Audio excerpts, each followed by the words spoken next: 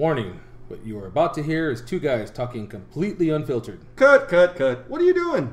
We don't do disclaimers. The show's called Totally Unprofessional for a reason. I'll see what you did. You're wasting our intro time. Yeah. Start the show.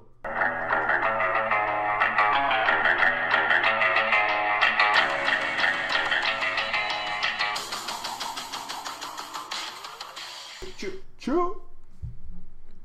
Welcome back. Yes, it's me. I'm back. I can talk. I'm not short of breath. And I don't believe I'll be puking up a lung today. That's a good thing. That is a good That's thing. a good thing. Considering the screen's right in front of me. Yeah. Mike, I mean, Yeah, it could and be if it's bad. projectile, you're not that far either. So. No, I'm not. That's not cool. I believe we're episode 42, I think. Yeah, it's 42. We're in 42. Good number. That was my number. We got had a long weekend of football. Well, we took some time off, man. Like, we it's had a lot been of stuff going on. You being sick, Yeah. me being busy handling stuff. I was laid up for better part of a week almost. Yeah. I was out of work for 4 days. I got a promotion and been running the show, so to speak, for a couple weeks now. Yeah, and then I was gonna pot on Friday with my brother. We had plans to go watch his godson plays for Sanger. Oh, Man, you got to go see this kid. Bet. Not Aaron, and this is his dad. It's Jalen Cropper over at Sanger High School. Mm-hmm. Holy cow, this kid's phenomenal, man. He's a sophomore. Ooh. Starting safety, backup QB. They use him at receiver. I mean, just athletic kid, man. He's about 6'1 already, 6'2, fast. I mean, whoa. So we went to go watch them beat the crap out of Reed. It was like 48-0, I think, was the final. Really sucks. It was ugly. Daniel was on a downswing. They lost to Tulare Union. Yeah, but that was a game they were supposed to lose. But I don't think it was supposed to be that close. I've been wanting to watch this kid. I saw him once last year. I wanted to go see him this year. My brother said he looked real good, so we went to go see him. He used to be real close with his parents when his parents were still married. So it was fun to get out there. They're family friends back when I was younger. So it was fun to get out there watch him. I hadn't been to a football game this year yet, but that was, I mean, like I said, that team, that Sanger team, they're good. Oh, yeah. Yeah, very, very good. Even they got a senior quarterback. He's pretty good. He plays most of the snaps, but man, just phenomenal high school team. You know, reminded me of Ridgeview a couple of years ago. Very, very strong. Right on. But I did that on Friday, so we ended up having to leave earlier because the game started a half hour earlier than normal. So we got out. By the time we got back, it was like 11:30, 12. I was wasted, and we just he had to get out of here early Saturday. It was like, oh man, we're just running back and forth. It was kind of crazy day. And I had my brother's races, so there wasn't nothing more to do. So how'd he do? First night, and this is the first time he's raced the quad in a year. First night, he came out trying to get a feel for it. Has it been a year already? Yeah. Oh, man. This is the one race a year he always runs no matter what. I could have swore this was like 6 months, couple of months, man. It's been a year. First night, he came out, had to get a feel for it a little bit. He was fighting it a little bit, trying to get comfortable, but he did okay. Wasn't great. There's a couple people, and this is the bad thing about sports like this, is when you look at like a team sport where like you sit here and you go, oh, well, it's the sum of a team. So you're going to have a range of skill levels. You're going to have, great and shitty together, and that's where you get that balance of a team. And individual sports, much like in golf with your flights in the amateur tour, people sandbag because they pretend that they're not as good as they really are, and then they sign up, and there's no way to tell that any different until you see them out there. Come comp time, they're like a head above everybody else. Yeah, and that's what happened this weekend. There was a lot more quads, a lot younger crowd this weekend out at those races in Carruthers at the fair. But there was 6. They put his novice class together with the intermediate class, and one of the guys that was in his novice class should have been at least an intermediate, if not an expert. And then 2 of the 3 that were in the immediate class should have been experts. Oh, wow. Like, it was horrible. So he just gets scored off the guys. Like, although they put those 6 guys in one race, he only gets scored off the guys in his class that he signed up with. So he finished 3rd in that group Friday night. And my uncle raced, and my uncle races a vintage bike. And they had some out there, but for whatever reason, they didn't put them together. And they put him with a bunch of young production bikes. Oh, wow. And there twice, a guy almost wrecked him. He's coming into the first turn, and a guy's coming down the straightaway with a handful of throttle, standing the bike up on a wheelie, going into the corner, and almost cuts into my uncle's back tire and takes him out. Like, just kids acting like idiots, like just not knowing what to do. Wow. Not having proper etiquette. Like, and it's a younger crowd. Like, it was weird to see, like, that there's not a whole lot of older people Really? out there anymore. When we started doing this almost 20 years ago, going out to the track and my brother racing on the regular, it was nothing but older guys teaching these young kids how to do this stuff and teaching them how to stay on top of things and proper track etiquette and dealing with other people. It was bad. And Saturday night, my uncle didn't race. He was too stiff to get up and race Saturday night. But Jake ran again, and he looked really strong. He found a spot that with his quad that, if you know anything about riding a quad, shifting your weight's a big deal. And he found a spot to get his ass to help get the momentum in the corners a whole lot smoother and cleaner coming in and out. And so he ran really well in the heat race, except for the fact that, and I forgot to say, Friday night, a girl went over the fence. Oh. In Jake's race.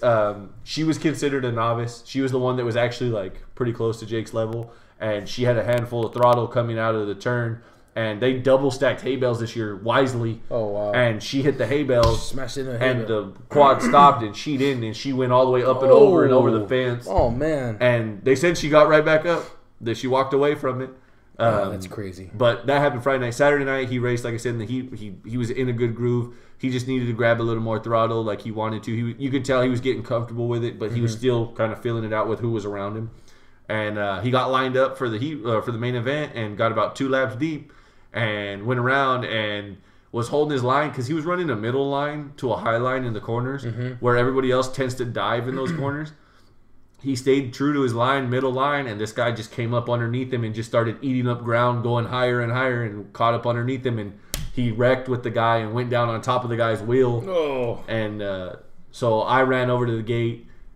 His buddy Nick ran over to the gate, and then Jake's wife ran over, and I was like, "Stay here, like, wait to see if he gets up. Like, he's not dead. Trust me. Like, we've seen him eat shit a lot, like over the years. Like, let's see." And then like I'm looking at Nick because Nick, one of the guys from Fresno Motorcycle Club, had to tell Nick to get the fuck back because he kind of leaned out like in the middle of the race, like towards the track to see if Jake got up. There was a guy coming out of the corner. But he gave me a thumbs up, and so I was like, "Oh, he's fine." I told her, like, "Hey, he's fine." I don't think she liked it very much, so I told her to sit still. But it just experience, you know. Yeah. That's the experience of us that like you got to wait it out, just like anything else. Just like in sports with your kids, like I'm sure your wife, when the kids got hurt, the first thing she wants to do is sprint out there. Yeah. So excuse me. So he Saturday night did not go as planned. And he's got a nice set of like literally, if you open your hand pinky to thumb, like, and open your hand all the way, it's about the size of your palm on his side. Ouch. So he was hurting today and yesterday. So, but it was his birthday Saturday. Yeah. So happy birthday, motherfucker! For the next 2 months, we're only a year apart. So until December, and That's then only a couple of weeks with me and my brother. Oh, so, yeah. So you know, so yeah. And then that was like what we were doing out there at the track. And it's always fun out there. Always good to see the people that we see out there. And like I was telling you right now, like you know, it was a cool moment for me and him. Like 20 some odd years ago, my brother started racing with my grandfather and my 2 uncles. And you know, over the years, he's learned a lot. And that, like, I don't care what anybody says. You know, he's a smart kid. He knows his shit. And especially when it comes to mechanical stuff with motorcycles and quads, he's not dumb. You know, it's something that, it's just like anybody else. It's something that piques his interest, and he's very, very good at it with the time he's put in. And so for me and him to be standing in the staging area, walking up and like going up, I saw a picture of you guys on Instagram. That looked badass to see you guys like that. So and Jake goes, "I saw that goddamn picture. It looked like you look like one of the old school guys." I said, "Why?" And he goes, "Because your haircut, your hair's done. You got the t-shirt and jeans going." And he goes, "And then we're walking up behind you." And he goes, "But you're pushing the vintage bike." Yeah. He goes, "It looks like an old thing." Well, my mom put it in black and white and put it on Facebook. And my sister was like, "It looks like a commercial, like some sort of commercial ad." So it was a cool picture. That's badass. Of all of us. I'll probably put that up on our page. So he got to race on his birthday then. No, his birthday was Sunday. Oh, okay. So he missed it. Yeah, but it's always the last weekend of September, first weekend of October. So it usually lands on his birthday weekend. That's cool. So he turned 27 this year. So his kid's gonna be 6 next month. Yeah. And he just turned 27. So he's getting older. He's getting up there now. He's a little older. I don't know about a little wiser, but he's a little older now. So you had that weekend. I'm going to Dallas this weekend. Yeah, I saw that. Me and my brother will be taking off on. I fly out of Fresno Saturday morning, and then we have a stadium tour at 1:30 in Dallas of Jerry World. That's like a 2.5 hour tour. They'll cart us back and forth, and then his buddy is gonna pick us up and hook us up with some Texas barbecue. Nice. On Saturday night. Hey, bring me some back, bro. Don't play. Don't play like that. If I can get it by TSA, huh? But that's fine. I don't care, dude. Hey, if you got to mail it UPS and it beats you here, I don't give a shit. Freeze it out. Freeze it, send it down. And then Sunday, of course, we'll be at the Bengals and Cowboys game. Tailgate starts, I think, at 10:30 in the morning, dude. Beer and food and sodas and all of that is free from 10:30 until 7 at night. Oh, shit, the whole game? It's until pretty much the whole game because the game, it'll start local time 3:25 over there. Right. So they pretty much serve it until I think the end of the third quarter is what they said or something. So I was telling Plenty my of brother, time. yeah, I go, man, we got so much time. And they have the setup that they have in the tailgate area. You don't even really got to go to your seats. You could do it there, but we're going to definitely watch it in the stadium because we got some bomb-ass seats. So make the most of that experience. But that's what I'll be doing with my brother. So you'll be seeing all kinds of fucked up pictures of me. Yeah. I was saying, my phone will be going off. Oh, yeah. They'll be me and that guy. We don't get to do things too often because he lives in San Diego. But, man, he texted me today. He's like, dude, it's like 5 days away. I was like, I know. Quit telling me that, man. I don't want to get all excited. It might be worth taking the microphone and the computer to pod with him Saturday night. Oh, I know, huh? We'll do a live pod from the Texas barbecue. Yeah, we'll end up doing. That'd be dope. Yeah, we'll see what happens. I'll see what the traveling policy is on laptops and all of that. Yeah. I might just take it with me. We'll see. But that's planned for this weekend. But I'm laying low now until the Raider game, November 27th. Raiders, Panthers, I'll be there. Hopefully, Cam Newton's back and feeling better. But as long as the Raiders stay on track, man, 3-1 right now. Before we things I want to touch on though before we hit football. Yeah, there's a couple things I want to touch on. Kevin Garnett announced his retirement last week. Yeah, I've been seeing those all over the TV. That for anybody that knows me knows that that guy post Jordan era has been my favorite player. There's nobody I've ever seen that matches his intensity. Yeah, like ever, like not. Some of those videos you've had me watch on YouTube and stuff, they're just crazy, bananas, dude. Yeah. Competitiveness, nobody's going to be more competitive than Michael Jordan. That's what made Michael Jordan great. Yeah. But when you talk about just outright sheer intensity, nobody matches this guy. Nobody holds a candle to him. Yeah. And 21 years is what he played in the league. He had one more year on Kobe because he came in 95. Kobe came in 96. One of the last few players to get right out of high school. He was actually one of the first ones. One of the first ones. I heard it backwards always. He was the 5th pick in the 95 draft. That's why he wore 5 in Boston because he was the 5th pick. I hope that somewhere he coaches. There's a funny video of him when he signed with Minnesota last year at the beginning of the season. Is that the one where they were asking him if he wants to coach? Yeah, I saw that one. They asked him, they're like, do you think that like you'll transition out of this into being a coach? And he goes, hell no. And he goes, that's HELLNAH.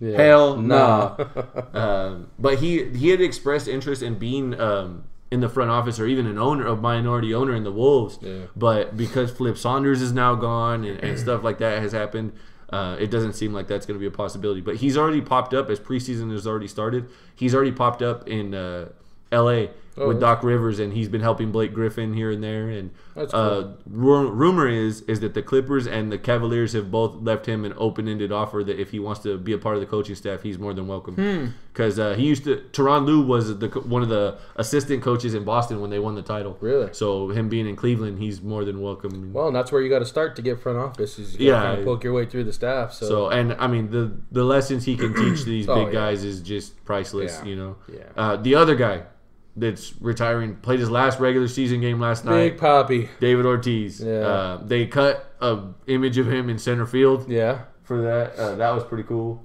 And then they went ahead and did a whole thing where they gave him all this stuff. They gave him a solid gold bat. Oh, I didn't see the bat. It's really crazy. It is a solid gold bat.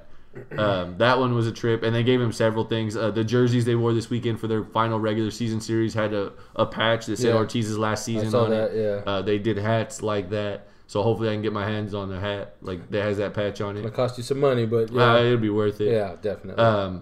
Glad to say that I got to see him twice this year in his final season.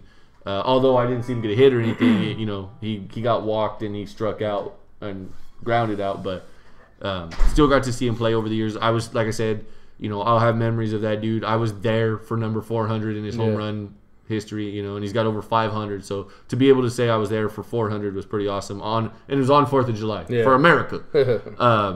So that was pretty cool. And just they announced this weekend that they're going to retire his number. Yeah, that nobody will wear 34. I saw his face when he announced and that. they did it in a cool way. They made Yeah. the outfield hold up boards that all spelled out like the circle with the 34 and then thank you, Poppy.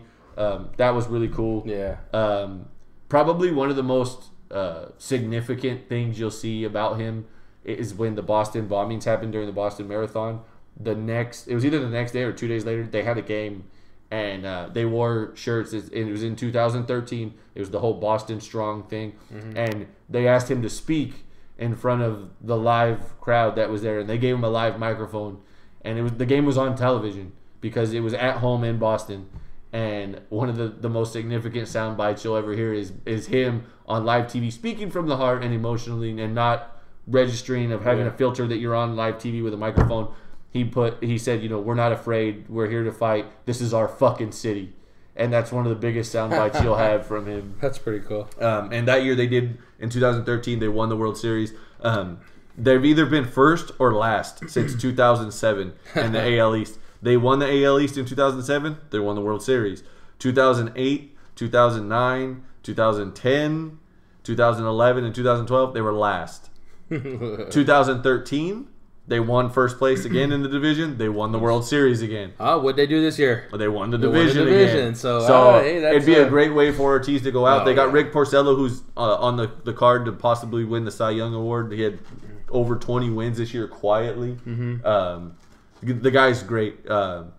And I was really hesitant to them signing him to such a big deal when they re-signed him. I didn't like it. It was 4 years, $44 million is what they gave him. Mm-hmm. And I was like, this is ridiculous. He should not have got that deal. But he's held up great. David Price needs to show up in the playoffs. Yeah. The $200 million man needs to show up. Yeah. So that way he's ready to go. Because they get the Indians in the divisional series is who they have first up. So it'll be interesting to see how that goes. And Terry Francona, who won the World Series for them in 2004, 2007, versus John Farrell, who won it for them in 2013 in his first year. They're playing each other with the Indians and the Red Sox. And the Indians have some pretty significant injuries to their pitching staff right now, which could help some things. Yeah. Because certain guys on the Red Sox are getting hot right now. So hopefully that, they're on the up. They're on the ups and that, it's the old win-win for the Dipper type deal with Ortiz and that they get him there. Vince Scully called his last game yesterday for the Dodgers. Yeah. That's a big moment if you're a Dodgers fan. Well, you got the Dodgers losing their way out of the regular season. The Giants winning their way. I mean, they jumped on that wild card. Hell of a time to watch the Giants get You win hot. the division and then watch them win the wild card. Just crazy. And for those of you who don't know, since they changed the format, there's now 2 wild card teams. Yep. Which pretty much all it is an extra game. You play one game to play in is what it is. Yeah. So we'll see. I mean, they got to play in, So you have the Mets and the Giants. You have the Dodgers and Cubs are in. Who else is in? Cubs won the Central. Dodgers won the West. Mets won. Did the Mets win the East? Yeah. No, they can't be if they're the wild card. The Mets are the number one. Oh, no, it's the Cubs that are the number one. They're overall. Central, though. Okay. Who won the National League East? Oh, man, I don't know. I'll look. Let me check that real quick. We'll get a feel for that. And that starts this week. Yeah. The divisional series starts Friday. It's October. I was watching Ortiz's last game with the Blue Jays. They lost. It wasn't great. Hanley Ramirez hit a bomb that was like people were like, oh, I don't know, but it was pretty hot on there. Washington, okay. The Nationals is who won the NL East. So your division winners: Boston, Cleveland won the Central, so that's who they're playing. They're playing each other, and then Texas won the AL West, and then. So whoever wins the wild card game from the American League, which would be Baltimore and Toronto, so that's 3 teams that jumped in the playoff hunt from the AL East out of 5. Oh wow! Think about that. So Texas will either get Toronto or Baltimore, and then in the National League, you have the Dodgers, the Cubs, and the Nationals who won their divisions, and then you have the Mets and the Giants trying to play in. So that's what you're looking at. Well, it should be an interesting playoff season. The Giants and the Mets will play in, let's see. Tuesday or Wednesday? It's tomorrow. The Dodgers get the Nationals is who it is. So Dodgers play Nationals, so the Giants or the Mets will play. Whoever wins the playoff game will get the Cubs. Okay. So, and I hope, this is just my opinion, I hope that it's the Cubs and the Red Sox. Two historical franchises that the Cubs, I mean, I sincerely hope out of the NL that they get to the World Series. It's been over 100 years. Yeah. It's pretty bad. They're looking to clobber some history. They are technically the best team in the NL too. So that'd be interesting. Yeah. So yeah, that's some retirement news and that stuff. So we had Ryder Cup going this weekend. All I saw was that America came through. Yeah, America. And won. I saw the funny picture of Ricky Fowler, like he's the only one. Not with his kissing his wife or girlfriend, like in the picture. Something funny that happened on Wednesday. Europeans were out there playing their practice round. They had a group of McIlroy, Justin Rose, Henrik Stenson, and Andy Sullivan. And they got a putt lined up. I forget what number hole they were on, but they got a putt lined up, and they're trying to make it because, it was obviously an important part of the green. Each one of them had missed it twice. They got a heckler out there in the stands. Oh, I saw that. They told him come over here and make a putt for $100. Yeah, well, they didn't tell him for $100. What happened was he's heckling Justin Rose. I could make that. And Henrik Stenson goes over and says, "Well, get over here and make it then." So they pull him out of the crowd. He walks onto the green. Right, McIlroy walks over with Sullivan's putter and tells him, "This is the putter we couldn't make it with." Now, I didn't realize this. You kind of get a glimpse of it, but we've always talked about how puttings feel. Well, Andy Sullivan's putter is about 26 inches long, so it literally looks like a kid's putter. So when you hang your arms completely down, the thing's barely touching the ground. You're bending over it quite a ways. So this guy's probably standing all of like 5'11", maybe 6'1" on the tops. Takes Andy Sullivan's putter, and as he's lining up to putt, Rose walks over with a $100 bill and slaps it down on the ground next to the golf ball and says, "You can make it, that's yours." Guy lines up the putt, takes a look at it, putts it, hits it dead center. It was pretty awesome. They had the video on Instagram. Yeah, the video is freaking, it's awesome. If you haven't seen it, it's good to look up on YouTube or something. It is awesome. And we were talking about it at work. Only the Europeans would do something like that. The Americans probably would have had them chucked out because they don't like to be heckled and stuff. But the Europeans, that shows you what kind of cool cats they are because they were just like, "Oh, you think you can make it? Bring your punk ass out here and we'll see if you can make it." It was awesome. The dude made it. Yeah, it was awesome. But United States does win it for the first time since 2008. Yeah, 8 years. That thing's played every 2 years, man. I was just saying, I thought it was every 2 This is 4 What Ryder was the Cups. thing with Tiger Woods? Like, he was there, but he wasn't on the team, and then they wouldn't let him in the picture. Yeah, because it was a team picture, and Tiger Woods is not Tiger Woods anymore. He's just Tiger Woods. Yeah, he's just another golfer. So he's just another clown, another pro that's not playing right now and is in the stands, and he wanted to kind of get in the picture and everything, and they said, "You're not a member of the Ryder Cup team. Get that. We won it without you, fucker. Get out of here." So he was sporting that sharp goatee he has going on now. Yeah, and I think he needs to embrace being the villain. You know what? We've talked about this, and hey, if it's some trim that's going to make you play good, I'm telling you, embrace the villain. Don't do what LeBron did and try to be like, "I'm still Tiger Woods. I'm still that." Fuck that. Be the bad guy. That's what he's doing, And I'm not one to be critical of anybody and the choices they make in their lives. It's your life. You make your choices. But like I tell the kids all the time that we coach and stuff. There's consequences. Whether good or bad, there's consequences. So when you make a decision, you need to understand that you've got to be ready to deal with consequences. Sometimes they're good, sometimes they're bad. I had 2 girls make a decision today. They're not going to like the consequences for the decision they made because I didn't like the decision they made, and they could have made something work, but they didn't. So they're going to have consequences the rest of the way in. They're not going to like them, though. So, again, whether negative or positive, Tiger went out. It probably wasn't a good idea for him to get married. Of course, his Swedish wife is good looking, and they had kids.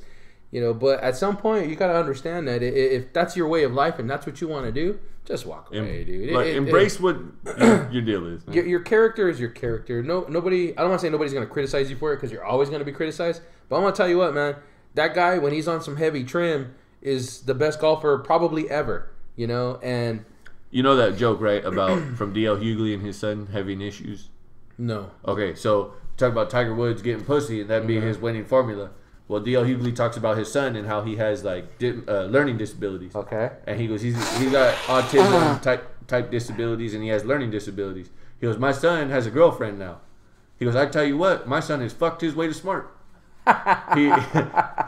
He's now in college. Like, wow. So yeah, I'd like to see him embrace the bad guy image, get in, get Nicholas's record, and move on with life. You know. Yeah. I mean, that's Arnold what Palmer. It was. Arnold Palmer passed away a week ago. The bear.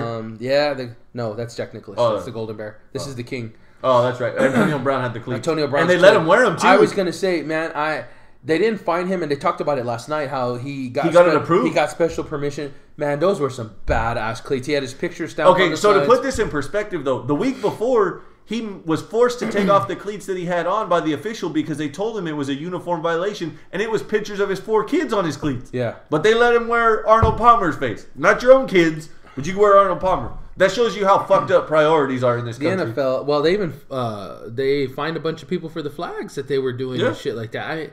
Fucking NFL, they just don't know how to get shit right, you know. Goodell, and I don't think they're gonna until Roger Goodell's gone. Yeah, no, and that's a power hungry son of a bitch out there, and I don't even like discussing that because it's ridiculous what he allows and doesn't allow. I mean, don't get me wrong, I like Le'Veon Bell. I mean, I don't like the Steelers. Everybody knows that how I feel about the Steelers, but Le'Veon Bell for consecutive years has gotten his suspension reduced. You know, the first time, okay, you know what, we'll slap you on the wrist. We're gonna let you get it. The second time, he needed to have a half season suspension because that's the way it's supposed to work. You know, I mean, fuck, look what they did to Ray Rice. And not that smoking weed is on the same level as hitting your wife, but it's a punishment issue. It was his second time. Yeah, it's a disciplinary. You needed to take care of that. You had a chance to make it right, and you fucked up and let him back in after 3 games. What kind of bullshit is that? Yeah. You know? What are you saying? It's substance abuse. If you're not going to make these guys take care of themselves, then why bother having a goddamn policy at all? It doesn't make any sense. Yeah. But yeah, that's a whole other that's a podcast on its own. Games on the weekend. I tell you what, the Raiders are making me nervous. Now, I'm gonna tell you what, man. We talked about a little bit about them in early in the season. Yeah. I got them pegged at 10-6. Yeah. I'm looking like a fucking genius right about now. Yeah. You know, This is the way I saw them playing now. You knew their defense wasn't going to be instantly good. So what you wanted to see were spurts of them playing good. Them being able to come up with a stop here, a stop there. Maybe they're giving up yards. Maybe they're giving up passing yards or rushing yards, whatever. But you wanted to see them just kind of slightly grow. You knew the offense was going to be good. I still don't like the defense. Sunday, they couldn't stop the run to save their life. Well, and they made some great plays defensively in the secondary, which has been the issue. Giving up 1,000 yards in the first 2 games was a big problem because it was just shootouts in New Orleans and at home against Atlanta. But to come out this week after gritting it out with Tennessee, they came from behind against Tennessee. Then to come into this one where, good God, it really looked like Terrence West could have ran wherever he wanted in that final drive for Baltimore. But you got to look at what they weren't giving up. Mike Wallace didn't go deep on them. You know, none of those Raven receivers. The one big play was that Steve Smith play across the middle. Yeah, but he caught that and ran it. Yeah. Again, I don't want to say I've become a defensive expert, but having Mike Zimmer as your defensive coordinator for 8 years is going to spoil you a little bit. And one of the things that Zimmer said was, we're not going to stop both, but we can control what the scoreboard says. Yeah. So Cincinnati would give up a big play here, a big play there in the back end on the secondary, but you couldn't get past the fucking linebackers to save your life. But see, the problem with the difference is the divisions. One big play is a difference in those grinded out games in that division. It is. And in the AFC West, it's not. It is. Okay, yeah. Or at least it hasn't shown to be yet. It's not yet. And what's going to happen here is because of that division, Alex Smith is not looking like Alex Smith right now. That's just the way it is. Phillip Rivers, Jamal Charles barely made his return yesterday. Had 18 snaps, I think, if they said right. They're keeping him monitored right now. San Diego does not look like San Diego looks like San Diego, let's be honest. They're not going to be competing this year. So it's really between Denver and San Oakland. Diego is at a point where they need to completely hit the reset button, or they need to buy everything that they can to win now. They need to quit floating in the middle. And they just, unfortunately, they had 2 very big injuries, Keenan Allen and Danny Woodhead, who are the biggest function of their offense and what they do. So they're having to I don't discredit Melvin Gordon. I think that he could fill in. I don't think he's going to be Danny Woodhead. He's not the every down back. But I think he can fill in properly. Yeah. But they really look stupid now for getting rid of Ryan Matthews. Oh, yeah. And then on top of that, who have they had at receiver in the last 10 years? that has been a staple in that team. They have not. They haven't. It hasn't been there. The last guy that they had, who you went, that guy's a Charger. Vincent Jackson. Yeah. Before he left to Tampa. Yeah. And even that guy there wasn't a huge play because Antonio Gates was the centerpiece in that receiving core at tight end. They need to go after a receiver and quit trying to bank on these guys like Eddie Royal, who they went after a couple years ago and fill in, and now he's in Chicago. Yeah. You know, they need to go after some serious pieces. And then they spend all that money on Bosa. Yeah. And motherfucker hasn't played in 2 games. Yeah. He split it. They're going to have to reset after this year because Phillip Rivers is definitely on the tail. I think you got to cut bait with Phillip Rivers. Yeah. Or you got to draft somebody that's grooming to get his and ass I think out that's of what there. they're probably going to do next year, but we'll see. Because if you want to see what it's going to look like, look at Chicago. That's where San Diego's fucking headed. Yeah. Because although Brian Hoyer's not a great quarterback, he's a journeyman at best. He has shown that he can be consistently better than Jay Cutler in that offense right now. Well, what you got to remember what you have coming out this year. You have JT Barrett coming out of Ohio State this year. Yeah. There'll be a juggle for that kid. That kid from Louisville, Jackson. Another one that will be coming out. He's a junior? He's a junior, yeah.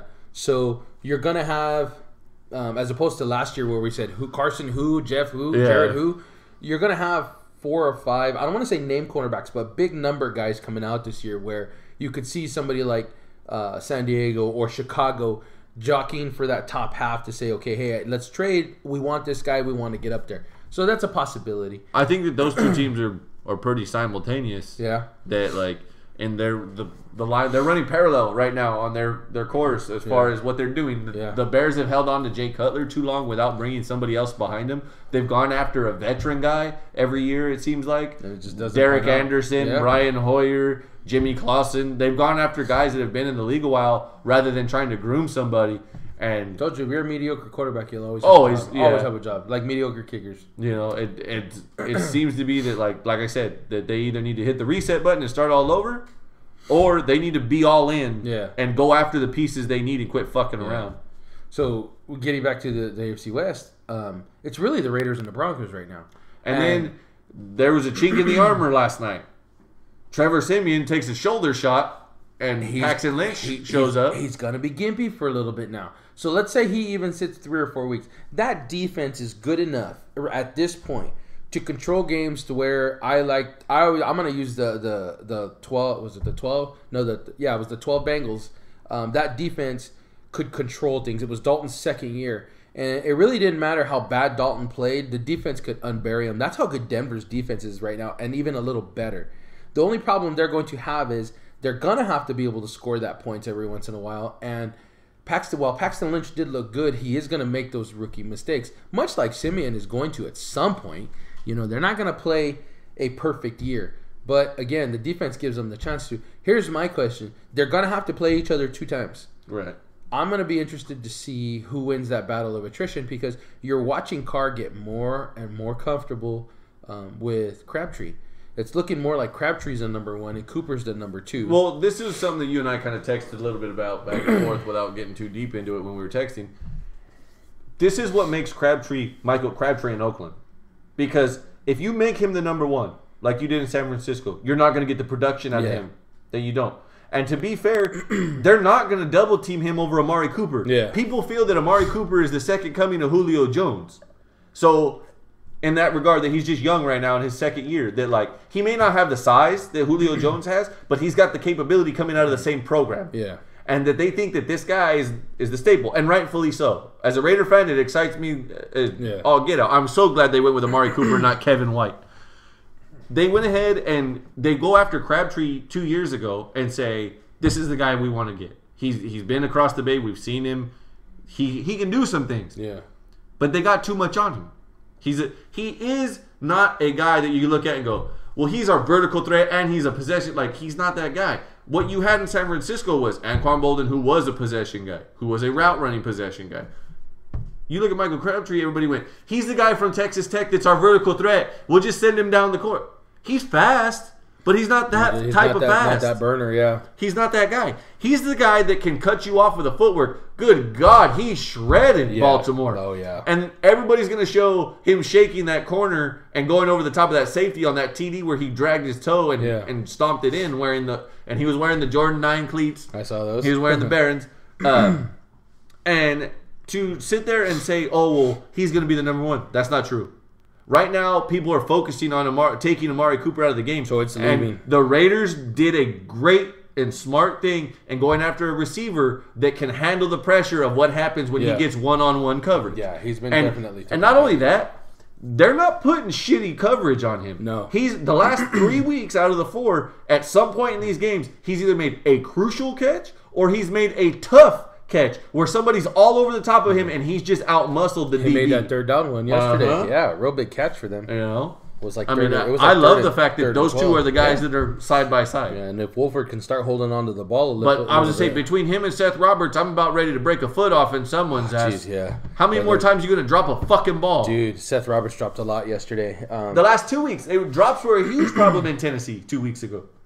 But you got to like the way they're gritting through and pulling out wins, especially Just not yesterday. folding. One of the quotes from Derek Carr was that last year we had to learn how to win. This year we know how to win. Now you're going to see that heart and that toughness from us, and it's true. You know they've come through in some pretty crucial moments where you went, oh shit, now we're stuck. Whereas a couple years ago, well, this is fucking over. Yeah. Now you're going, no, we're going to come back. We're going to put something on the board here. And it seemed like last night or yesterday afternoon that every time they needed that, number 15 was the guy that they went to. Yeah. And it was even so bad that Eric Weddle, the former San Diego Chargers safety, almost knocked himself the fuck out on a touchdown catch where he tried to light up Crabtree, and Crabtree was like, I don't think so. Not here.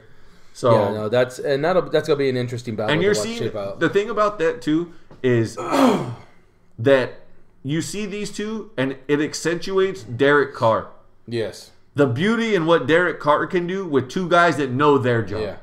Like, I mean, we've seen Amari Cooper burn people and find open spots where Derek Carr's extending the play and Amari Cooper find an open spot in the field and get open and, you know, also burn people. Crabtree's the type of guy where if you look at that fade, good God, he never looked. Yeah. He never looked until the ball was there. No. Carr threw it and knew exactly where to put it, where he was at. It was a thing of beauty. Yeah. And then, again, on the Eric Weddle shot where he took a shot and launched himself at Crabtree, clearly that ball had to be zipped in there so he could brace himself. Yeah. And the commentators talked about it, that it wasn't thrown enough to where he'd catch it, and as he's catching it, he's getting hit. He caught it, had enough time to clinch and get that hit. I mean, it was... Yeah. It accentuates Derek Carr. The only thing I want to see more of is them being able to find a consistent tight end. Yeah. Because right now, you have Clive Walford, who last year did well, but you look at him now, he's not that guy right now. Yeah. Mike Rivera, who they didn't dress out 2 weeks ago. It was dressed yesterday. Got lucky that he was dressed because they're only dressing two tight ends right now. I think and then they cut Marcel Reese. Yeah, I'd like to see Rivera out there. He showed some good flashes last year, and I think with him it was just a time issue. He needed to get more comfortable. And the other guy with that's hurt is Lee Smith. Yeah. That's the other guy that's hurt. So I think they need to go after a more consistent tight end. They had Osbury, they cut him out for Rivera. Now they've cut out Rivera for Walford. It seems to be a revolving door at tight end. I think they're too impatient with one. They just need to grab that young guy. I thought Rivera was the guy. He showed, like I said, I thought he showed it last year, and I was looking forward to see him develop that relationship with Carr. Because really, if you throw a tight end in that mix, now you're talking Cincinnati's offense last year where you had A.J. Green, Marvin Jones, and Tyler Eifert. Yeah. You know, you give somebody like Derek Carr those 3 weapons. Oh, jeez. And that's going to open up so much more for Latavius Murray. Whoa. That pissed me off more than anything yesterday because they couldn't run the ball to save their life, but they kept going to it in the fourth quarter when I was talking to a friend of mine through text message, and I said, they need to go no huddle because he had to work. Yeah. And he couldn't. It was Gil. He was stuck at work, and he was like, what's going on? And I told him, I said, they have the ball with about 2.5 minutes left, and they need to go no huddle. Not a rush no huddle, but a no huddle. That's where Derek Carr in those moments thrives. Yeah. That he can get up to the line, he can assess what's going on, and he makes plays. And sure enough, the drive that got Crabtree the ball, his third touchdown over the middle, was all no huddle. Yeah. It was all no huddle. They didn't sprint. I mean, they went a little faster than I think they wanted to give too much time left on the clock at the end for Baltimore. But by and large, it's exactly what you want to see out of a no-huddle offense. Yeah. Keeping the defense off. It was 6 passes on that final drive, and 4 of them were Michael Crabtree. Yeah. So we'll see. Like I said, I'm looking like a fucking genius right now calling 10-6. 2 of those games they probably shouldn't have won, and they did. So well, to be fair, the one that they lost, they should have won. Yeah, that's the they one should that be sitting 4-0 right now. They should be. Yeah, them in Denver should be sitting at 4-0, looking at a showdown in a couple of weeks. Mm-hmm. But hey, that's why we play the game. Yep. Good God, fucking Pittsburgh last night. Did you see that? Ben Roethlisberger said, I don't give a fuck what you say about that Philly game. Forget about it, because we're here now. Holy shit. I mean, we're sitting there going, God, Matt Ryan and Julio just tore it up today, and then Roethlisberger says, oh, yeah, watch this. Yeah. I mean, it wasn't the stats that Matt Ryan had. No, but the way he tore that the defense, dominance, I mean, it was... I don't know that we were looking at Kansas City and going, yeah, this is a contender. But there was a consensus of them being a good team, and they should have given. They're having a solid defense, at least at the minimum. And he shredded that from start to finish. It shows you that Roethlisberger was like, you guys are talking about me being done, being hurt all this time. Yeah, fuck you guys. Watch this. Watch this. Watch me shred a good team. Oh my God. And Le'Veon Bell, Matt Ryan and Julio Jones. Holy shit.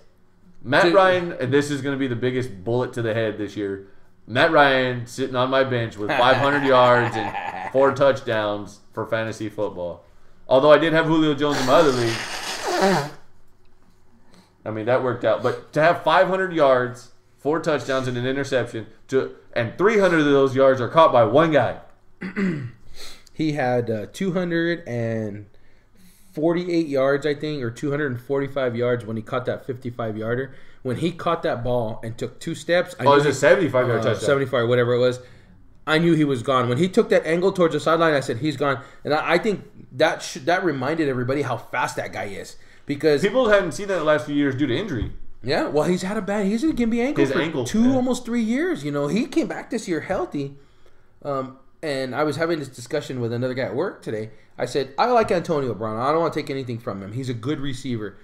He runs himself into a lot of routes. He runs himself open. But this last week, we saw AJ Green start the week on Thursday, and we saw him. Would he have 173?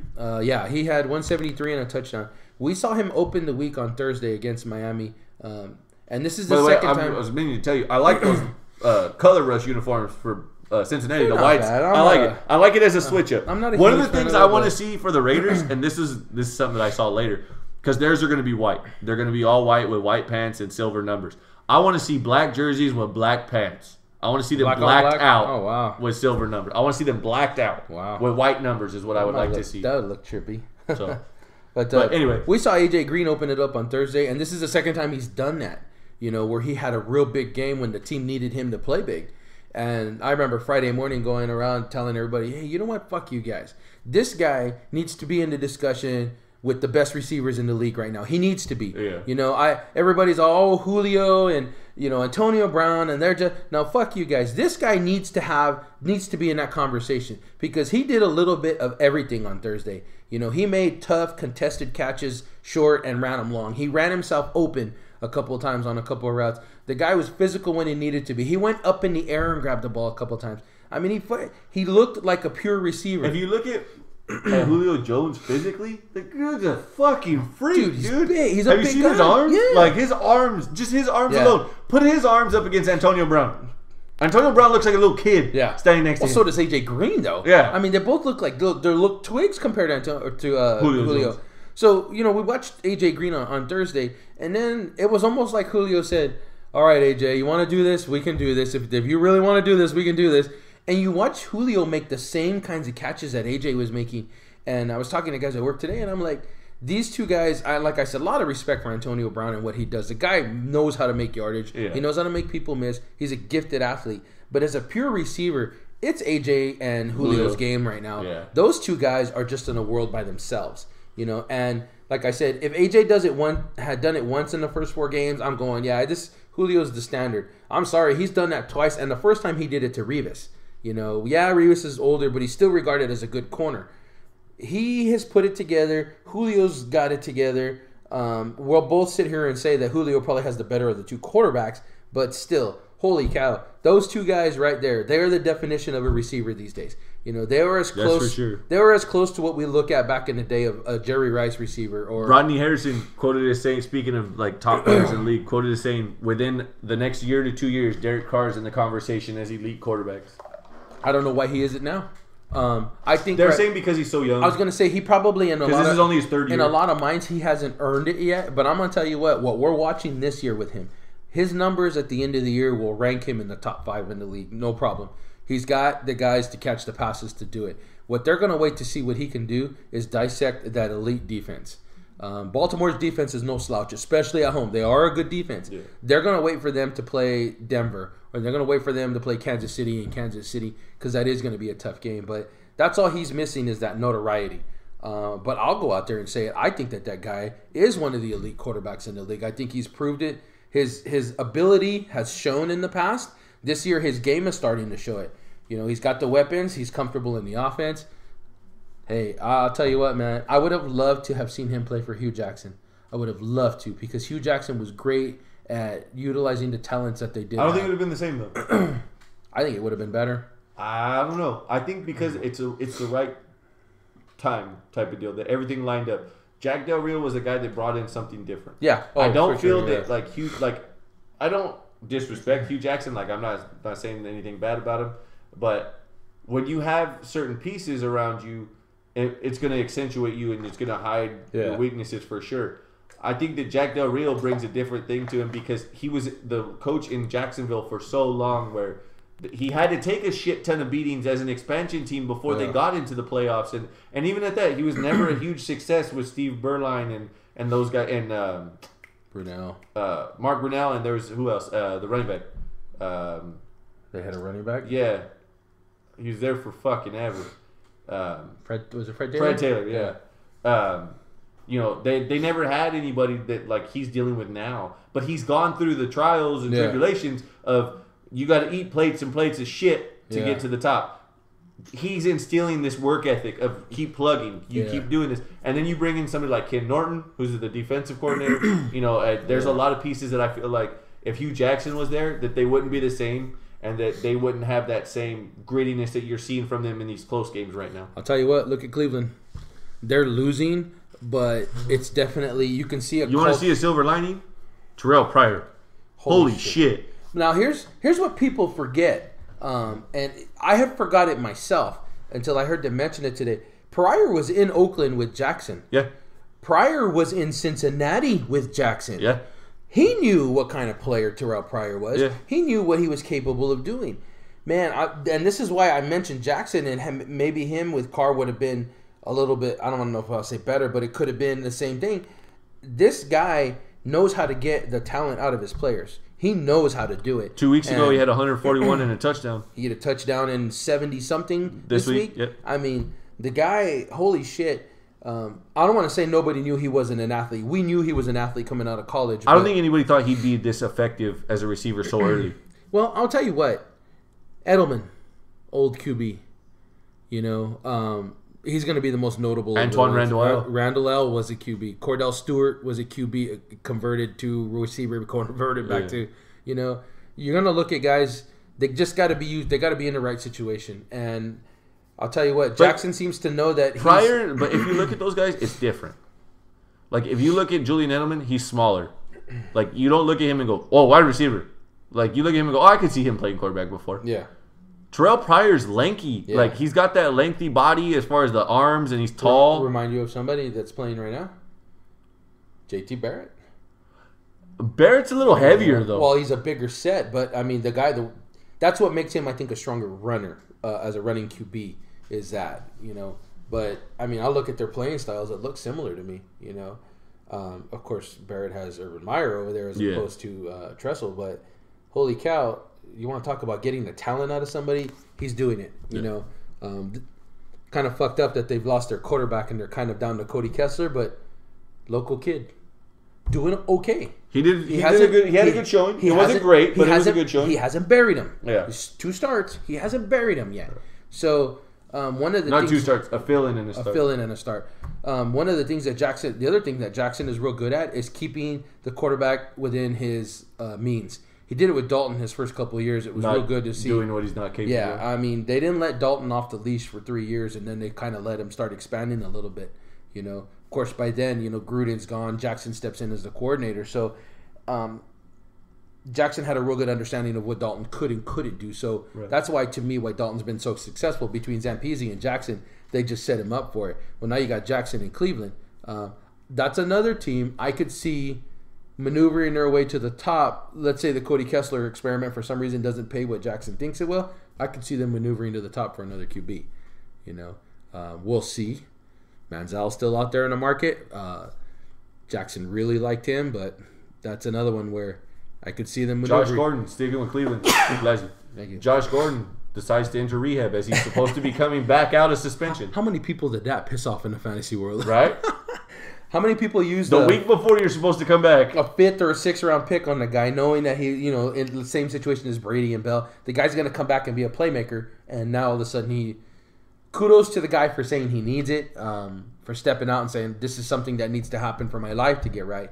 But holy shit, I mean, did it really take you that long to figure that out? Yeah. Or did you know? I mean, that's just another one of those crazy, crazy ass situations where you just go, come on, dude, you just buried your team again. Dez Bryant, hairline fracture in the knee, has the great game he's had, best game of the season, scores a touchdown finally, and then sits this week against San Francisco like he's supposed to. Now they were saying, had it come down to it and they really needed him, he could have played. He could have played Sunday. He went through warm-ups. Yeah. He went through warm-ups and said, I don't feel comfortable. That I can do everything that they're asking me to do, but it hurts when I run. Yeah. That's what he said, is that it literally hurts when I run. That's the only problem I'm really having. Now, that being said, then it comes out that he missed the appointment for the MRI and pushes it back a day. Now, going into Saturday, the headline reads, he's missed 40 meetings 20 times, this and that, being late over 30 times. That this is a regular occurrence for him. That's the great thing about playing in Jerry Jones land is if you have his favor, you're really untouchable. Now here's going to be the I don't want to say the afterthought, but the backlight of this is that he has not been something that Dak Prescott has needed. Right. He's used Witten to full extent. I mean, shit, holy cow, he's used him to full extent. He's using Terrence Williams. His favorite receiver? Cole Beasley. Yeah. Not needing that big play receiver is going to make Jerry think, do we really want to put up with this shit? I mean, because let's face it, before that last game, the first 2 games, he did not look impressive. He wasn't making those catches that made Dez Bryant catches. He was missing a lot of them. He had some drops. Right. So you start bringing baggage in and you're not playing well, you're going to leave the door open for Jerry to say, I might want to rethink this, I mean, they did give him the big contract, but at the same time, you're going, hey, man, you can't be manufacturing this fucking baggage right now, This is going to be, this could be problems for you if you're not careful, Absolutely. We're going to be, there's an autograph session at the end of our tour on Saturday. Yeah, I'm hoping they bring Brian up so I can talk some shit to him. That'd be awesome. One of the headlines I read today from ESPN said, are the people, as in like the Cowboy fans, more worried about Dez Bryant's success than Dez Bryant? I think they are. Because you paid him the fucking money. You gave him his contract. A receiver, a quarterback, and a running back are the 3 guys where when you get paid, you got paid as a reflection of your performance. When your performance is not there, they're going to start saying, hey, what the fuck did we pay you for? Right. It's not like a corner where you go in and you shut people down, or a linebacker where you're making tackles. This is the modern day NFL. It's about the scoreboard. It's about the spectacular catches. It's about the show. And if the show's not there, there's going to be a lot of whispering behind. And he was shown during the game yelling at Bryce Butler about not catching a touchdown. Yeah. Well, he was over there trying to tell him, hey, you're going to do this. And, he was trying to pull it in it's like, away from him. Hey, homeboy, last I checked, you dropped a couple of those, so you really shouldn't be. But when that's your number one receiver, like, I do think people misinterpret some of his stuff. Not all of it, but some of it. Like, when he's sitting there on the sideline going, you got to pull that in. I agree. That's your number one receiver telling the guy filling in, like, hey, man, you need to be doing this better. And he's just doing it in a passionate way. Yeah. Now, plays later, the series is over. Bryce Butler's sitting on the bench, and he's still lighting him up. Yeah. That's a little bit excessive. Yeah. Like, explain to him, show him, tell him, all that stuff. But you ain't got to fucking read him his rights as he's sitting on the bench. And here's the more thing that is more telling than that. Bryce Butler wouldn't even look at it. Yeah. Had his head down the whole time. Wouldn't look at it. Yeah. That to me is even more They telling. were worried about losing that game. I mean, quite frankly, anybody should be worried about losing to the Niners right now. God, that team is fucking terrible. Herm Edwards, or was it Herm Edwards? I don't think. Maybe it wasn't. It was someone else. It was Dungy, wasn't it? Was it Dungy that said that? Does it warrant if Blaine Gabbert plays like shit? Does it warrant Colin Kaepernick coming back? What is Blaine Gabbert playing like shit though? I mean, I don't think. Don't get me wrong. He's definitely not helping them. I don't think they're losing these games because of him. I mean, then it's a question of whether or not that the guy that you're asking to be out there. Do you want somebody who's just not going to lose you games, or do you want somebody out there who you feel is putting you in a position to control the game? When you picked Blaine Gabbert over Colin Kaepernick, I'm not a Kaepernick fan. I'm just saying, when you picked Blaine Gabbert, not only were you saying he was the best on your roster, you're saying he gave you the best chance to win.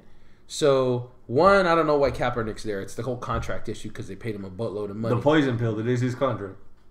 Two, and even bigger, was that he didn't fit the fucking offense. We saw Tim Tebow go into Chip Kelly's camp against Mark Sanchez and who was the other one on that roster? Barkley. No, was it Matt Barkley? Well, okay, and Matt Barkley. You're gonna fucking sit here and tell me? Now I'm just armchair 101, but you're gonna sit here and tell me that Mark Sanchez and Barkley were better suited for Chip Kelly's offense?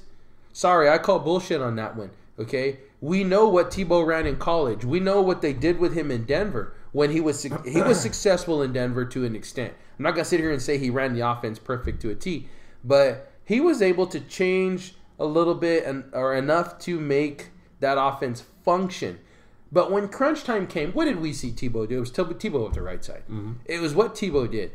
If you give Tebow Chip Kelly's hurry-up offense, I guarantee you're going to massacre But see, he's anybody. Modified that offense in San Francisco. Have you seen their games this year? Yeah. He's modified that. He's not all about, like, run like he was in Philly. Which is why I believe that my theory is that's why it's not Kaepernick and it is But I Gabbert. disagree watching them play against Dallas Sunday.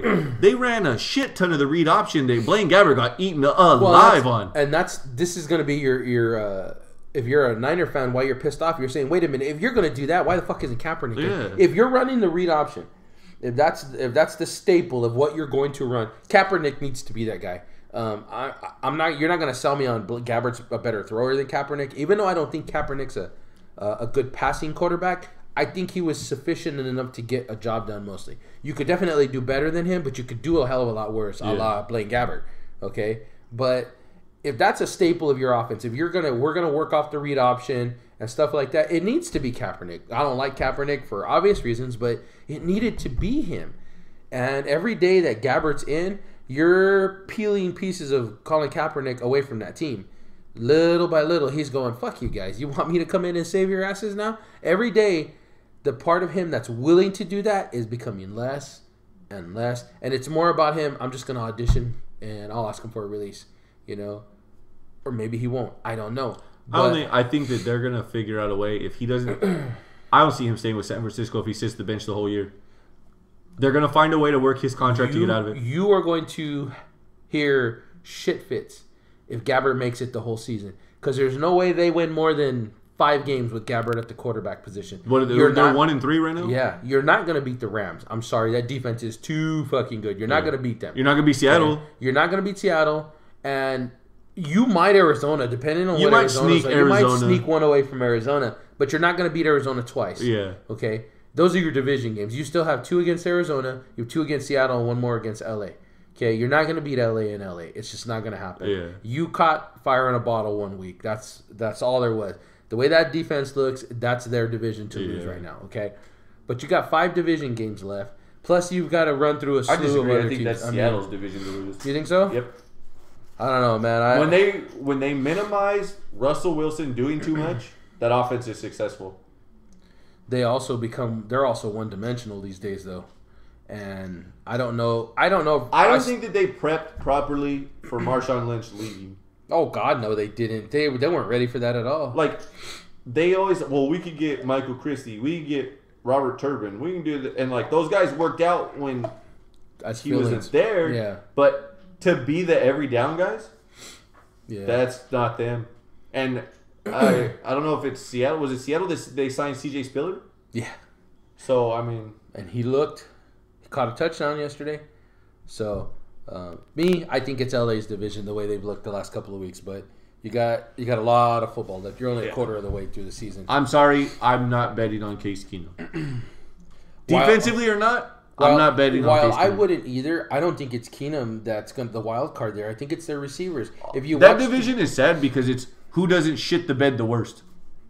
That's what that division's become. Their division winner is going to be 12-4 this year, whether it's Seattle or LA. LA has a weaker schedule. And LA's defense alone will win half their game. Will win 7 of their games. I don't know, man. At 3-1 right now, not from what we've seen in the NFL through the first 4 weeks. Well, you're seeing their defense start to find their legs, though. That's fine, but I don't see them winning grinded out games. They don't have receivers that are going to come up and make big plays. All you're gonna do is stack the box on Todd Gurley. I was gonna say, are you willing to bet that Gurley never gets it going? I'm willing to bet that I make Case Keenum beat us, not Todd Gurley.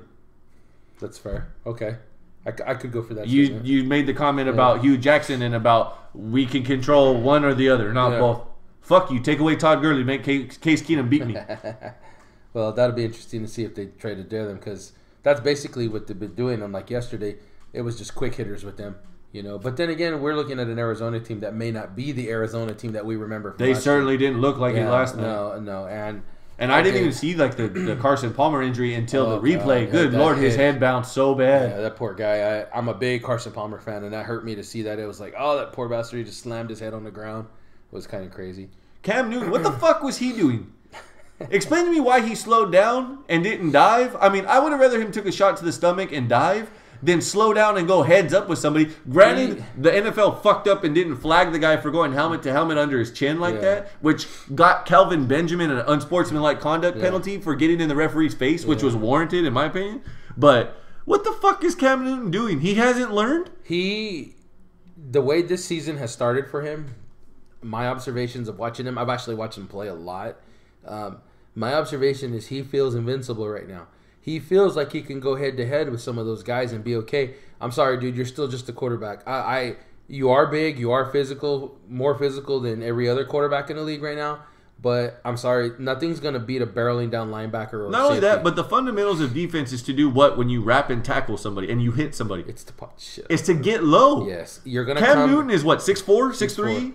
Everybody's going to be shorter Nobody's than him. teaching him to get low. Nobody's telling him, hey, when somebody hits you, get low. All he's thinking is roll a shoulder. Yeah. That's it. You're going to get popped underneath the chin more often than not when you try to take hits, man. Yeah, and that guy, again, I think he feels invincible right now. And with this third-party neurologist that they have on the fields now, if they even suspect something, you're not going to get away with it anymore. Yeah, I know. There's no more just shaking off that little head change that you had when you got popped. They see something. I've seen him stop 5 or 6 games already where Eric Weddle after he made the hit. Get him out. He needs to come out. Stopped, And it's like, what are you doing? Well, this is what we saw happen. He looked questionable. You show the replay and you see him just for a second shake his head or tap his helmet or something. So Cam Newton's eyes rolled in the back of his head when he got hit. Well, Carson Palmer, the same thing. If you see him when he rolled to his back and kind of like bobbed and weaved for a second, gone out. Well, Cam Newton literally, like when he took the hit, his eyes were just enough open that you saw the whites in his eyes. Like, it was bad. Yeah, they definitely need to have a good conversation with that guy. Like Eric Weddle, too, when he hit Crabtree, when he launched himself, he got back up slowly, and then they were like, nope you got to come out. And they made him walk. He got to come back, but they made him go get checked out. Oh, yeah. The NFL is... They're cracking. They're getting better. They're not going to let you fuck yourself up anymore. They're going to get in the way. They paid some money for that. For not being more stringent on some of those policies before. Well, they're getting more exposed as it's gone on. You're spending this money. You're bringing these guys in. You make fuck-ups like RG3's knees. Yeah. You're bringing in guys that are going, I played. But you still wind up with guys that are like, I don't feel good, and I'm having these issues down the road. And then you're seeing things like outside of the sport like Dale Earnhardt Jr. having those issues all the way through the end of the season where he couldn't even handle it. Like... The NFL is a full-on, full-blown contact sport that is like no other when it comes to contact.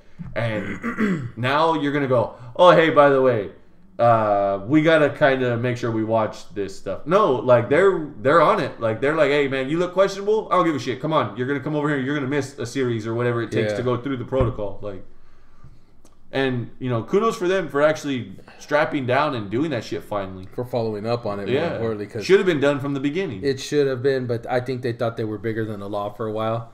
And finally it caught up, and they're nope, you're not, buddy. Yeah. You know, you guys, you need to protect this as much as anybody else right now, because if you don't, we're going to have your ass. That's just the way it's going to be. From the NFL to the UFC, during the time off of us not potting, UFC 205 was announced. Mm-hmm. And they had the press conference. Did you see any of the press conference? I did not, no. Oh. It was, if you're a McGregor fan, it was wonderful. So the main event is Conor McGregor versus Eddie Alvarez for the 155 title. Tyrone Woodley is fighting Wonderboy Thompson for the welterweight title. And Joanna Jędrzejczyk, I think is how you say her last name, something like that, the strawweight women's champion. Mm-hmm. She's fighting a girl named Carolina something who's also undefeated in the strawweight division. So you got 3 title fights. Then you have Frankie Edgar fighting Jeremy Stephens. Yeah, I saw that one. Misha Tate is fighting Raquel Pennington. Really? I didn't see that. Donald Cowboy Cerrone is fighting Kelvin Gastelum. Okay. Chris Weidman's fighting Yoel Romero. Wow. Yeah. And then they have, who else was on there? Khabib Nurmagomedov is fighting Michael Johnson because he didn't get Eddie Alvarez. We talked about the tweets of the contracts. Yeah. He didn't get. And at the press conference, they start opening up for questions. 2 questions in, Dana's like, how could I forget? Khabib's on the card against Michael Johnson. So the card is like stacked beyond belief. Yeah. It's considered the best card ever. I know that gets thrown out a lot. But as far as the names that are on this card is better than 200 and it is better than 202 on paper. If you look at some of the similarities, Conor McGregor's fighting again. Yeah. Guess who else is on that card? Cowboy again. Yeah. Some of these guys are not dumb when it comes to this stuff. Yeah. Now, there were some interesting things that got talked about and that happened. The New York tied together. Eddie Alvarez and Chris Weidman and Frankie Edgar all fight out of the same camp, and they're all New Yorkers. So that's why they're on the card, for sure. Then you have this whole thing about them pioneering the New York card getting there. That's why they're on the card, this and that. Well, along the way, like there's been stuff that's been said, like Mark Henry, who's their coach, was like, Conor McGregor's nothing special. Their coach is nothing special. And Eddie Alvarez went to talk about him, and Conor McGregor goes, fuck Mark Henry. Mark Henry comes out in the media this weekend and goes, I deserve that. I shouldn't have been talking about it. Owns up to it a little bit. Wow. A little weird. Huh. So then Conor brings up that they asked him financially this year, like, what are you looking at numbers-wise? You know, you've had records broken over and over again. He said this year, if the numbers do expect what they or do as they expect them to do, he's closing in on a $40 million year. Wow. Pretty big. Yeah. Now, that being said, he then proceeds to make fun of Eddie Alvarez for not negotiating a new contract for the fight. Eddie Alvarez is fighting on his old contract to fight Conor McGregor. Wow. So he made fun of him for it. They kind of went back and forth, but Conor, of course, burned him. Well, then, Jeremy, if you know who Jeremy Stephens is, he's a 145er who has lethal hands and knees. We saw him at 189. He hit a flying knee on Thomas Alameda and knocked him the fuck out. That's right, yeah. Or I think it was Thomas Alameda. It might have been someone else. But knocked him the fuck out on a jumping knee. It wasn't even a flying knee. It was a jumping knee. Yeah. And he's killer strikes. He's a knockout guy. He's had a great run lately, and he's fighting Frankie Edgar. One of the media guys asked Conor McGregor, out of everybody on the dais that's up there and on this card, who are you looking at that's your toughest fight? And before Conor McGregor could say anything, Jeremy Stephens jumps in and goes, this guy stops people and knocks them out, but when I knock people the fuck out, they quit moving. All of a sudden, Conor McGregor literally kind of looks back and he goes, who the fuck is that guy? I don't even know who that is. That guy doesn't even have a belt. Totally burns him. So everybody's like, oh, of course, New York, oh shit. They go in on him.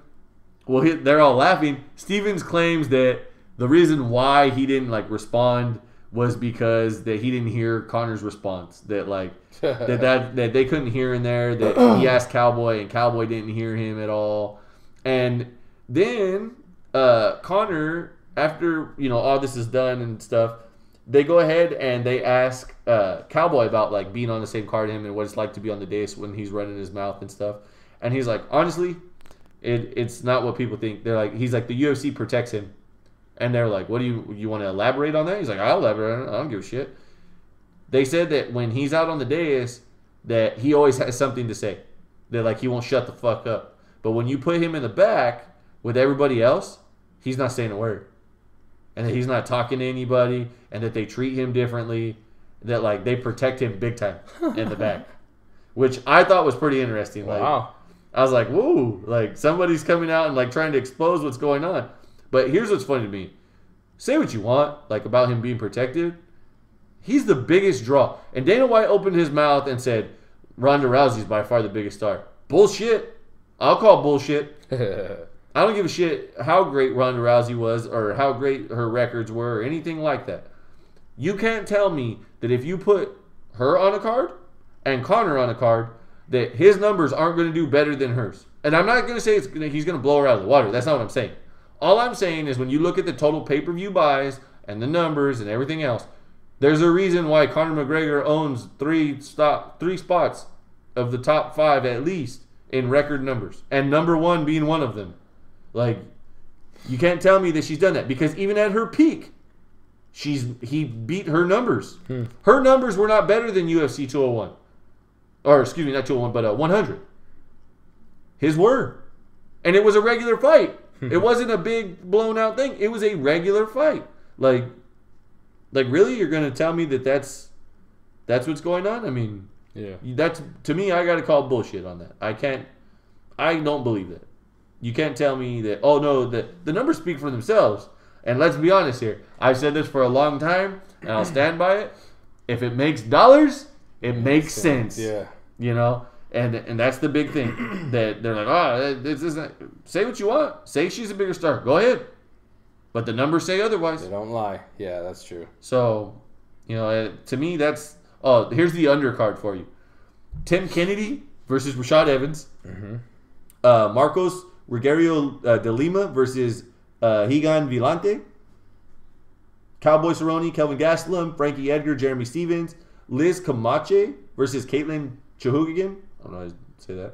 Tim Bosch versus Rafael Natal. Jim Miller and Thiago Alvarez. I saw that one, yeah. Misha Tate, Raquel Pennington, Michael Johnson, Khabib Nurmagomedov. Belana Mohammed versus Lyman Good. I mean, that's the undercard. Huh. The main card is the 3 title fights and Chris Weidman and Yoel Romero. Should be a good main card. So, I don't know if we're watching that here. Yeah, we're watching where that here. where we're doing it, but we're doing it up for that one. Yeah. That's for sure. Yeah. For sure. So, the final thing of the press conference was Dana goes, okay, we're only going to take a couple more questions. We'll get to the end. A couple guys ask questions. It's whatever. They go, okay, one more question. They go to this guy in the back. And this guy's got on a plaid shirt with a tie. During the press conference, somebody asked Eddie Alvarez like what his game plan was without giving away too much. He said that his game plan was that Conor McGregor gasses out after 8 minutes. That he spent $300,000 on a camp against Nate Diaz and gassed out in 8 minutes. What did he prove? So they get to this guy. The lady from the UFC hands this guy the microphone. And he goes, only 2 out of your last 5 fights you've gone longer than the second round. What the fuck are you talking about that Conor McGregor gasses out? You can't even fucking hang. Word for word is what he says. Oh, wow. This guy's not a reporter. He's a fan that's dressed nice in the middle, and they gave him the goddamn microphone. And the entire time, Conor's just laughing his ass off, slapping the table, just like, he thinks it's hilarious. Oh, man. So then, like, they go to take the mic from him because security gets near him, and then he's like, no. And so then, like, he calms down, and he's like, but seriously. And he's like, the entire time, he's flipping Eddie Alvarez off, like, the whole way. Wow. And so, like, he sits there, and then he does ask him, like, you think you're going to hang with him? Like, you're going to grind it out with him? Like, you don't go deep in cardio. And he goes, I'm not going to grind it out. I'm going to knock him the fuck out. Alvarez said that. Uh-huh. Oh, wow. Because they asked, are you going to do the same thing you did to Pettis and grind him out on the fence and wrestle him? And he goes, no, I don't need to. This is going to be an easy fight. I'm going to knock him out. Huh. And McGregor said, you go ahead and keep thinking that because I'm predicting I knock you out in the first round. Oh, wow. Two guys coming after each other. They did the standoffs. Yeah. Again, what was Conor's biggest advantage in the featherweight division? The 2 biggest advantages. His hand speed? No? His power and his size. Eddie Alvarez is smaller. Oh, wow. Conor's got him by about 2 inches in height, which means he's going to have the reach. Yeah. And you don't want to have the reach with Conor McGregor as an issue. Bless you. Thank you. So, then, you know, that's what was said. They did the standoffs and all that stuff, and both of them held their belts and all that good stuff, and they did them all. A couple guys shook hands. This is becoming a more common thing. Like Cowboys shook hands with Kelvin Gastelum is like, hey, I don't to respect. Yeah, like let's just do this. That type of deal. Some of these guys, I feel like they're missing out on opportunity because they're playing the nice, respectful card. I think people misinterpret Conor McGregor. We talked about him being a polarized figure many times on this show. Mm-hmm. One of the biggest things I think that people misunderstand is they go, he's a piece of shit because he says all this stuff. Then you hear Jose Aldo come out months and months and months, a year, almost a full year later, and go, he's not like that to me now behind the camera. We actually have a nice relationship. If you're Jose Aldo, shut the fuck up, for one thing. Yeah. You're only hurting yourself because now you got beat up by the nice guy. Yeah. Secondly, the misinterpretation that who you see on TV is who Conor McGregor is. No. Conor McGregor is a separate guy from who you see in these press conferences and all that stuff. He likes nice cars. He likes his money and nice suits. Hey, that's fine. But he's also a guy. He's talked about being humble in defeat and in victory. After every fight, you see him shake hands. You see him congratulate the other guy.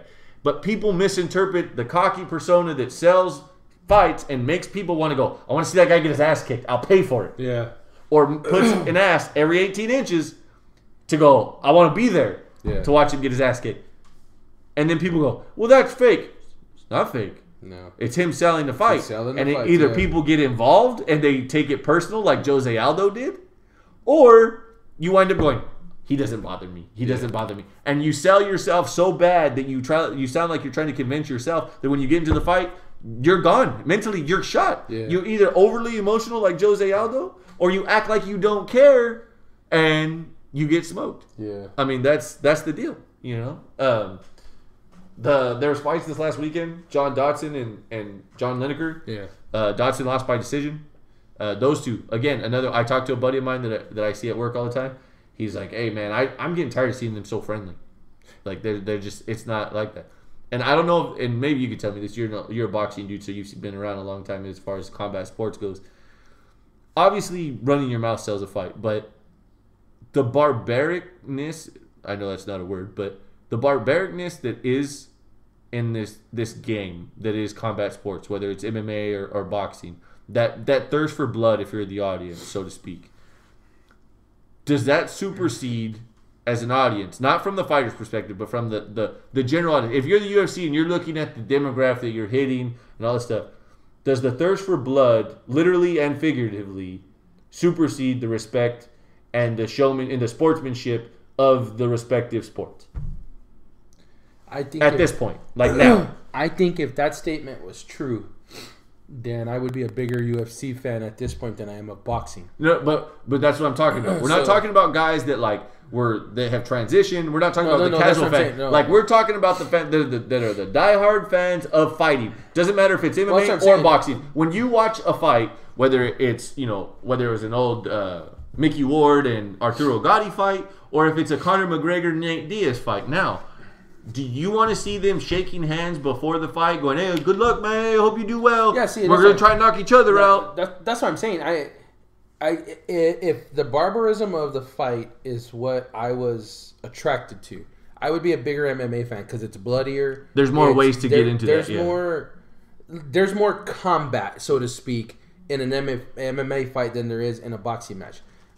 Some of the greatest fights I saw were all three of the Ward Gotti fights. Mm-hmm. Those guys never said a harsh word towards each other in 3 press conferences. Matter of fact, by the end of the trilogy, they're best friends. Ward's walking down with Gotti in his last 2 fights, and Gotti's walking down with Ward in his last couple of fights.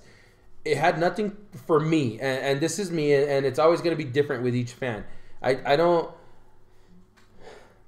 If you like the barbarism of the fight, you're not going to want to see guys shaking hands. Because it takes away from the in our minds, it takes away from the aggression that could potentially be in the fight. Yeah. When 2 people are pissed off at each other, and this is in speaking in general, when people are pissed off at each other, there's more of a show than when people are not. If we're walking by each other on the street and we don't know each other, as long as there's no sign of disrespect, there's not going to be any animosity. Right. But the second we take a double look or one of us thinks that we were slightly disrespected, there's going to be a confrontation. Right. So in the minds of the general fans, if they see disrespect flying out of their press conference, if they see aggression, like the water bottle throwing at the McGregor-Diaz, if they see that, they're going to equate that to more violence, more aggression, more whatever you want to call it in a fight. So the people who say, man, I'm getting tired of seeing guys nice to each other, they're not seeing what they want to see out of the fights anymore. They want to see people go in there and beat the shit out of each other. Well, that's why I feel like that it's a true statement that at this point now, in the society that we live in today, that and there's a couple ways to go about this. One way I look at it is why boxing is dying. Because you're not seeing two guys go in there and try to tee off on each other and knock each other the fuck out. Well, boxing's become more of a boxing God, is now. I hate to say this. It's a Floyd Mayweather show now. No, it's about boxing is a business, is what it's become. Yes, because there's so much money in it that you're thinking, I don't got to eat a bunch. Like, yeah, I'm gonna get punched in the head, but like, I'm not gonna get knocked out. Knockouts are rare, far and few between now. Yeah. So if I make myself last and I fight, and fuck it, I'll go 15 rounds or 12 rounds, whatever they need it to be. Hey, 100 million, 50 million, 20 million. Yeah. I'll do 1 million, which is a whole lot more than the MMA guys are getting paid. Yeah. I'll do it. I'll do that. We'll do that. It's a business. I don't got to fight this guy. I don't got to fight the best guy that's going to knock my fucking head off. I just got to fight this guy and get paid. I need 15 warm-up fights, and then I can fight someone big, and I might make my career on that one. Yep. Yeah. No, that's 100% accurate about it. It's more of a business. Whereas I feel like the UFC, and this is the problem with with selling it at $4 billion and trying to sell to the audience that they are legitimate in the fact that, like, it's not about business. It's a sport, and it's a mainstream sport. And it's like, stop telling everybody that. It's about, like, sell it on what it is. Yes, you sold the company for $4 billion. There's a reason why. People enjoy seeing the best versus the best. Yeah. Granted, at times it's a little wonky with the rankings and how they give people shots that aren't ranked and stuff like that. But you can make an argument in most cases on why that person's getting a shot when they are. Yeah. But when you look at the UFC, it's literally the most opportunistic way to fuck somebody up. Yeah. Whether it's wrestle them, whether it's clinch them, kick them, punch them, choke them, whatever. You have so many avenues to go to hurt somebody. Yeah. And not necessarily make them bleed, but hurt them. And I think that as a society, for as much as and I thought about this a little bit earlier, talking about the concussion thing, this came to mind. The more we water down football and basketball with flagrant fouls and unsportsmanlike penalties and helmet to helmet and all this stuff about having a designated zone to hit, the more we water down that shit, the more appealing MMA becomes, because there's no rules like that. Yeah, you can't kick a guy in the dick.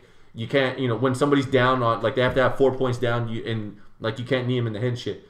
But by far, there's nothing watered down about this combat sport. Yeah. In boxing, you can't hug somebody. Yeah. You can't you can't wrap someone's, head up underneath your arm and punch shit out of them until they break themselves free.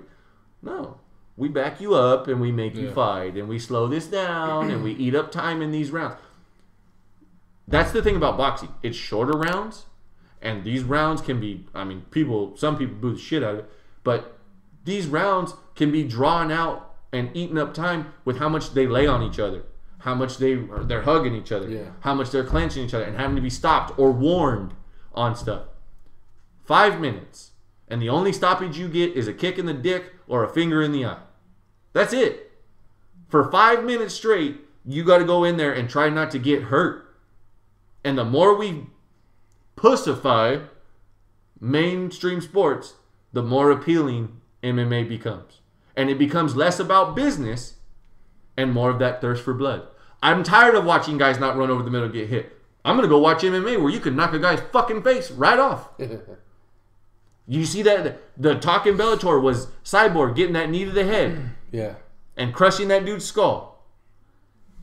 If you were his family, you hated that. Yeah. But if you're somebody who's a fan of this sport and tired of watching guys be pussies and not get hit, you've been waiting. That's exactly what you wanted to see. Don't get me wrong. You don't want to see anybody die in there. But you want to see essentially the equivalent to the movie that we just had on. Bloodsport. Kickboxer. Or Kickboxer, sorry. Like that type deal. Bloodsport, kickboxer, that type of shit. That they're not going to stop for the small stuff. Yeah. That there's a way to go about this. And I believe that, and this is what's weird to me, because I was listening to the Fighter and the Kid podcast today, and it was from last week, and they had Bob Saget on. Yeah, I listened to it. And it was a good one. And him talking about, them talking about how comedy is kind of hitting its peak right now. Yeah. Of like hot comedians, and that it's hitting a golden age again that it had at one point with guys like Eddie Murphy and Richard Pryor and you know, Red Fox and guys like that were all along at the same time. And then now you're seeing that again. And a variation of it with Kevin Hart and Bill Burr and Louis C.K. and like all these guys. But they feel like, and this was said, and I don't know if you caught this, but it was said that they feel like the more that they see disastrous and tragic shit on TV, the more humor's the more they want to laugh. Yeah. The more they want to get away from that. Yeah. And they want to do that. That's what I see. And it's weird in that way that for all the tragedy that you see, and that you see on TV, that you're like, oh, this should stop. When is this ever going to stop? Black lives matter. All lives matter. I'm tired of seeing ISIS. I'm tired of seeing this Trump-Clinton debate. I'm tired of seeing all this stuff. Where do you go with that aggression? Yeah. Where can you cheer that on at? Where do you feel like you're not the only one that feels that way? When you're in a crowd of people cheering for two people to knock each other's fucking teeth out. That's one place. You know what I mean? Like, I just thought about that, like, as we were talking, and like how, like, and from that podcast listening this morning, like how the more you, like, it made that correlation to me that the more shit that's bad on that the media is putting out, the more people need laughter. Yeah. The more people want to have positive and good things, you know, regardless of what the jokes are about. Yeah. In that same regard, the more we water down stuff in other sports that are big time sports, in basketball and football, and they're pussies, you can't touch them now, they're a bunch of bitches, whatever. You go to the sport where there are no rules like that, where it's encouraged to kick the shit out of each other and to knock the guy's teeth out, and or if you're Michael Bisping, knock an eye awkward, you know. I mean, that's just interesting food for thought that crossed my mind right now. And like I said, it's been a while since we potted, so there was a lot of thoughts coming around and like, oh, we need to talk about this. But like I said, this is just us conversating, and that's some shit that just came up like off the top of my head. But this weekend, UFC 204, Michael Bisping, Dan Henderson is the main event for Bisping's title, welterweight title, or is it welterweight or middleweight? Welterweight. It's not middleweight. It's welterweight. Middleweight's right? one more up. Yeah. Welterweight title. Henderson says if he loses, he's walking away. The only way, and if he says if he wins, he's walking away, unless they got some more dollar signs to show him. Which, unless he wins, they're not showing him. No. Jose Aldo wants his release from the UFC. He's asked for it, then they won't give it to him. No, they've already come out and said they're not going to give it to him. They just said he's emotional. And actually, they talked about it on the Fighter and the Kid. That they own him. Like he can't go anywhere to fight, unless they figure something out. Rumor has it he's a good soccer player. Maybe he'll go up. It's interesting. What to watch for during the week? You get a horrid Niner Cardinal game on Thursday this week. That should be a fucking spectacular thing. Way to go, NFL. I'm going to go the other direction. You don't know how these are going to play out, so I don't know. I'm going to go the other direction. Playoff baseball. Starts tomorrow. I'm not a huge baseball guy, so that's why now's the time to start watching. I wouldn't throw that out there. I probably won't even watch, honestly, till the division championships. Well, that's what starts. No, the division championships, like the AL championship. And you're talking about the ALCS. Or the CF. Sorry, my bad. The ALCS and the NL. That's usually when I start watching baseball. I'm like I said, I'm not a huge baseball fan. Which is ironic because they say you're great with balls in a bat. Well, you know what? I've had plenty of practice. So. But now we got the game on Thursday. We got playoff baseball starting, so we'll touch a little bit more on 204 and this weekend's football games. Friday. See what before happens. you take off. Before I take off, I don't take off till Saturday morning. So so we got time. Yeah, we got plenty. And we'll look into the whole taking the show on the road for him. Yeah, I think my brother would actually be a big old fan of that. So we'll see what happens. That'd be hilarious. Yeah, it'd probably be fun. So we'll see what happens. Especially you guys get a couple drinks in you, get some barbecue in you. Sweet Jesus, me and my brother. I'm not playing. If you can find a way to send me some Texas barbecue, make it happen. Maybe I'll steal some recipes. That's fine. Do it that way. Steal some recipes for when. I'll pay the shipping charges. Just make it happen. So shit. Well, you want to do our social media? The rundown.